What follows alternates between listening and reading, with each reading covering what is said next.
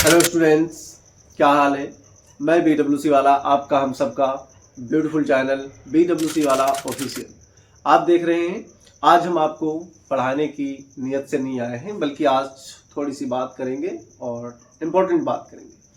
आपके पास अगर 5 मिनट्स हैं तो हमारी पूरी बात सुनकर जरूर जाएंगे, आप जल्दबाजी नहीं करेंगे। क्लास 10th का और क्लास 12th का एडमिट कार्ड आपके हाथ में होगा और 18 फरवरी को आपका एग्ज़ाम फर्स्ट हिंदी का है। फिर इसके बाद में आपका इंग्लिश का होगा और फिर उसके बाद जो साइंस रिलेटेड, यानी कि आर्ट्स और साइंस दो भागों में डिवाइड किया गया है, आर्ट्स वाले अलग और साइंस वाले अलग। फिर उसके बाद उनके धीरे धीरे एग्ज़ाम होते रहेंगे, बायोलॉजी, फिर केमिस्ट्री और केमिस्ट्री के बाद में फिजिक्स। यूपी बोर्ड आप बेहतरीन तरीके से समझ रहे हैं। घर से थोड़ी दूर पर सेंटर गया है किसी का, किन्हीं बच्चों का घर के नज़दीक ही सेंटर है।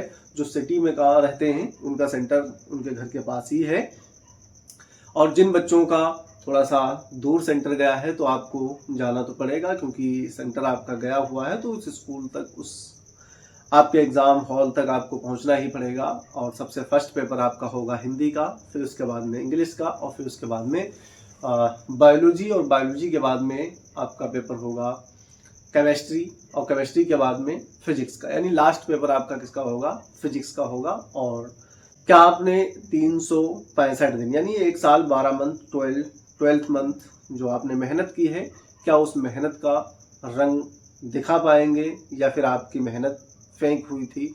आपने सच में रील को स्क्रॉल किया था या किताबों के पन्नों को स्क्रॉल किया था?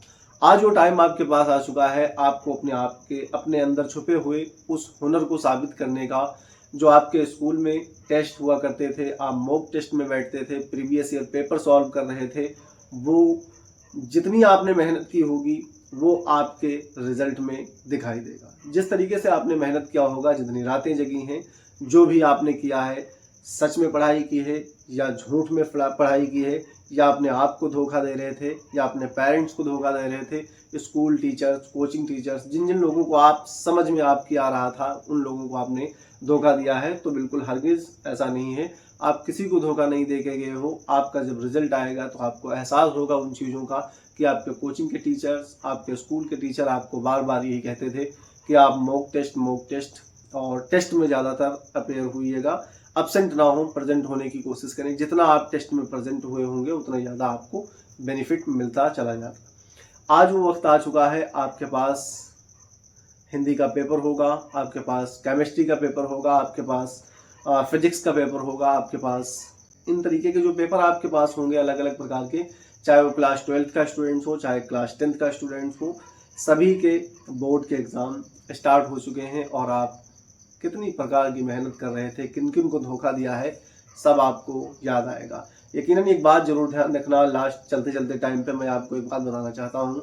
आपके स्कूल में जो सबसे हार्ड टीचर्स थे, जिनसे आप नाराज रहते थे कि ये क्लास के अंदर आते हैं तो ये हमको मारते बहुत हैं, यकीनन मैं कह सकता हूँ कि जब आपके हाथ में पेपर होगा, एग्ज़ाम हॉल में बैठे होंगे, पंखों की गनगनाहट की आवाज़ आती होगी। अब ये तो ठंडक है, इसमें पंखे वंखे तो नहीं चल सकते, जो है आप जब सन्नाटे में बैठे होंगे, सुनसान होंगे तो बहुत, लेकिन तुमको उस जगह पर अकेला ही फील करना पड़ेगा, क्योंकि वहाँ पर तुम्हारा साथ देने वाला कोई नहीं होगा। सिर्फ तुम होगे और तुम्हारे साथ में तुम होगे, और कोई नहीं होगा वहाँ पर। बस सन्नाटे के माहौल में बैठ करके और तुमको 3 घंटे तक लगातार अपनी कॉपी को लिखना है, और जो जो तुमने पढ़ा है वो सब कुछ 1 साल 2 साल जितनी मेहनत किए हो 3 घंटे में पहुँच किया जाएगा। बस मैं इतना कहना चाहता हूँ उन स्टूडेंट से कि अगर आपने मेहनत किया है, आपके अंदर जुनून था, आपने रातों को जगा है, आपने पढ़ने की कोशिश की है, तो यकीन से कह सकता हूँ कि आप अच्छे नंबर से पास होंगे और फर्स्ट डिवीज़न आप लेके ज़रूर आएंगे। और जो भी बच्चे अगर बाई चांस उनका रिजल्ट ना बने तो कोई मायूस नहीं होगा, फिर एक बार ट्राई करेंगे और फिर से पढ़ने की कोशिश करेंगे। और मुझे भरोसा है यार, तुमने मेहनत की है साल भर ना, और जो साल भर मेहनत किए हो उस मेहनत का फल तुम्हारे सामने रखा जरूर होगा, और सभी लोग पास होंगे। यकीन के साथ मैं कह सकता हूँ कोई भी फेल ना हो। ये सभी टीचर्स की यही जो है लगन होती है और यही चाहत होती है कि कोई बच्चा उनके स्कूल से फेल ना हो जाए।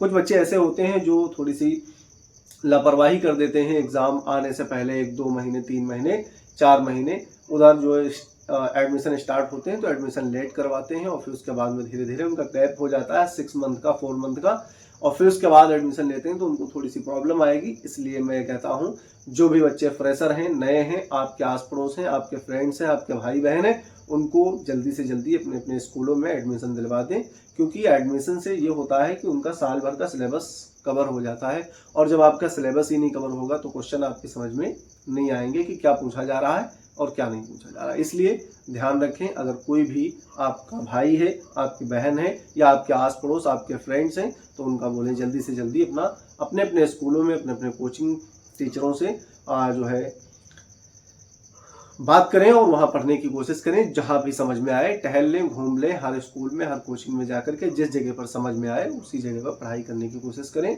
और अगर आपने अच्छी से मेहनत की है तो आपके यकीन के साथ मैं कह सकता हूँ आपके अच्छे नंबर आएंगे जरूर।